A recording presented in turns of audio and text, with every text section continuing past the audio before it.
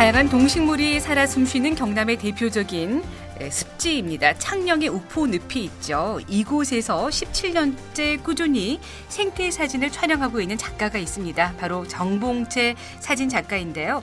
2008년 창원에서 열린 제10차 세계 람사르 총회 때 공식 사진 작가로 초대가 돼서 우포늪의 아름다움을 전 세계에 알렸습니다. 이후에는 국내는 물론이고 이제 세계적으로 왕성한 활동을 하고 계시는데요.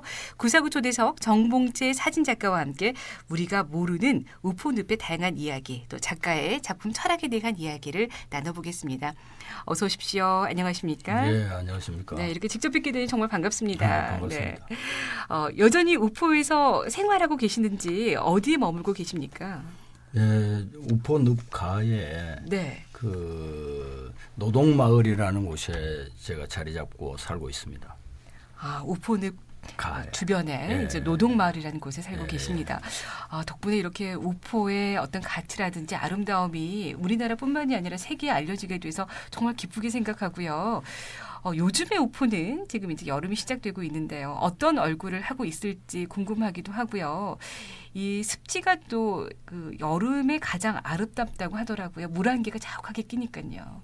예. 지금 우포늪은 이 녹색 융단이라고 네. 할 수 있습니다.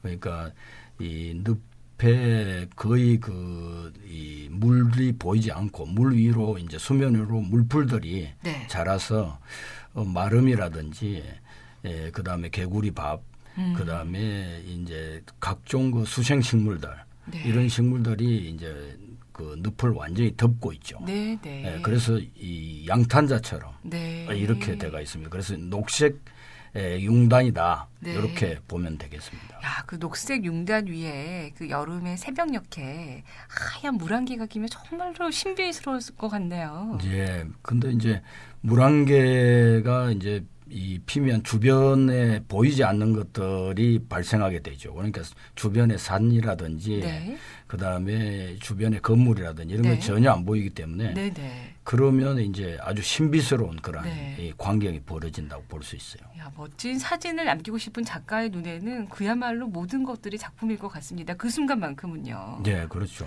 그런데 최근에 신성하게 느껴질 정도죠. 그렇죠. 그러니까 17년째도 그곳에 살고 계시지 않겠습니까?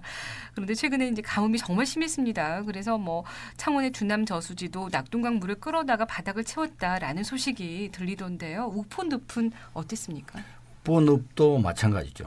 네. 그러나 이 늪의 기능이라 하는 것이 네. 이 스펀지 같은 기능을 가지고 있기 때문에 네. 이 갈수기에 그 스펀지에서 서서히 물을 배출하는 그런 그 기능을 가지고 있어서 주변의 농가들은 우포늪 때문에 물 걱정은 그렇게 하지 않고 있죠. 그렇군요. 네.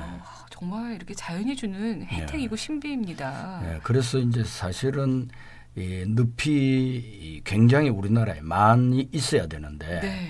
이 늪이 지금 현재 거의 이제 없어졌죠.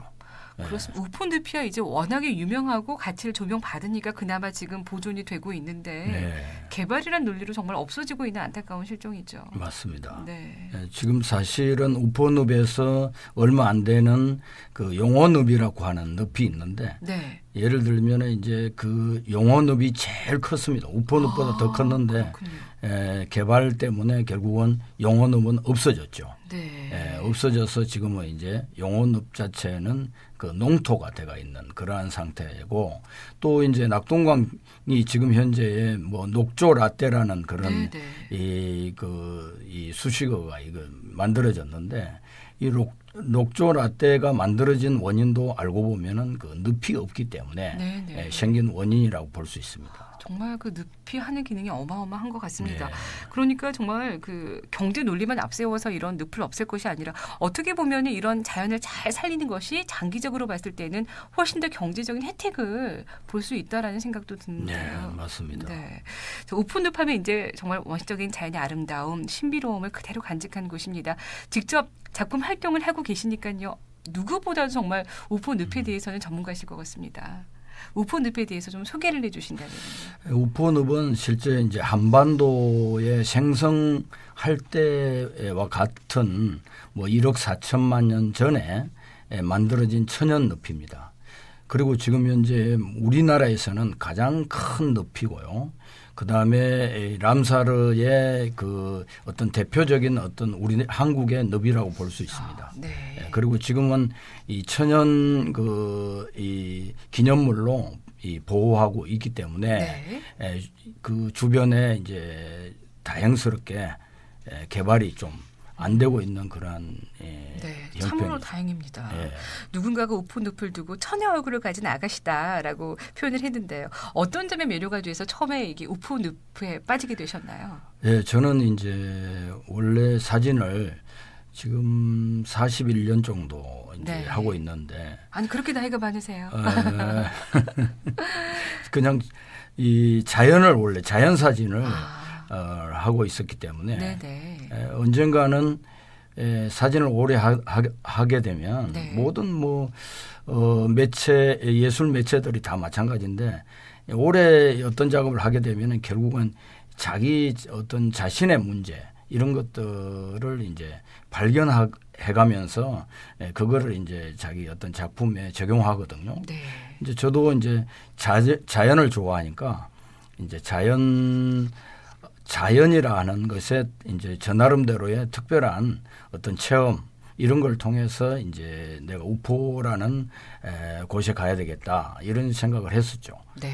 그 전에 이제 원래 사진가는 어떤 방랑 생활을 하게 됩니다. 네네. 그래서 이제 저 같은 경우에는 자연의 이 아름다움의 도취대가 있었기 때문에 네. 그런 곳들만 찾아다녔죠. 그러다가 요즘에 우리 현대인들에게 힐링이 되는 작품을 선물해 주시는 분이신 것 같아요. 17년 동안 우포늪을 찍으셨습니다. 정말 그렇다면 작품이 정말 많을 것 같은데요. 어느 정도인가요? 작품은 한 1억만 장 정도 있다고 보면 되겠죠. 그렇군요.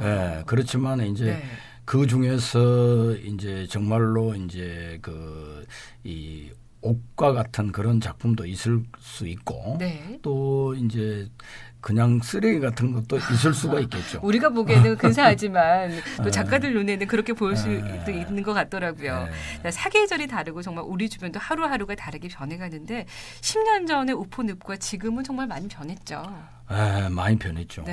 제가 처음에 우포늪에 들어갔을 때는 이 주변에 그 농토가 모자랐기 때문에 그 농토로 사용한 늪이 많았습니다.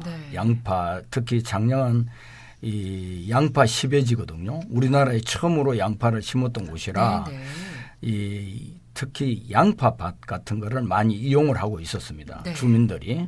그런데 그거를 마침 그 환경부에서 이제 수용을 해서 이제 원래 늪을 복원해 나가고 있죠. 지금 현재도 마찬가지로 농토를 굉장히 많이 이제 복원하고 주민들로부터 이제 보상해서 지금 원래 늪을 찾아가고 있는 중입니다.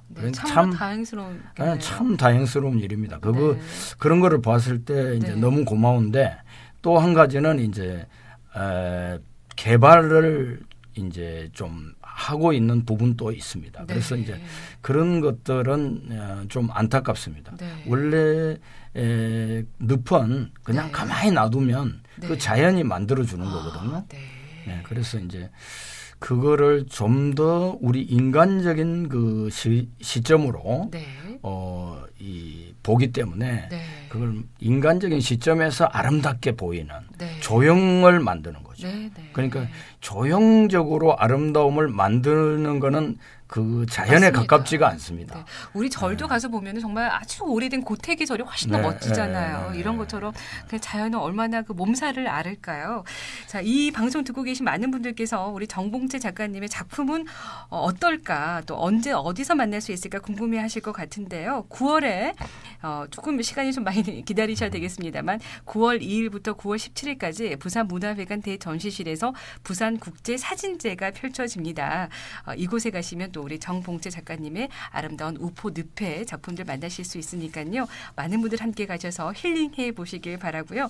오늘 우포에서 여기까지 와주시느라고 고생 많으셨습니다. 아이고, 초대해 주셔서 감사합니다. 네, 앞으로도 좋은 작품 기대해 보겠습니다. 감사합니다. 지금까지 정봉재 사진작가였습니다. 감사합니다.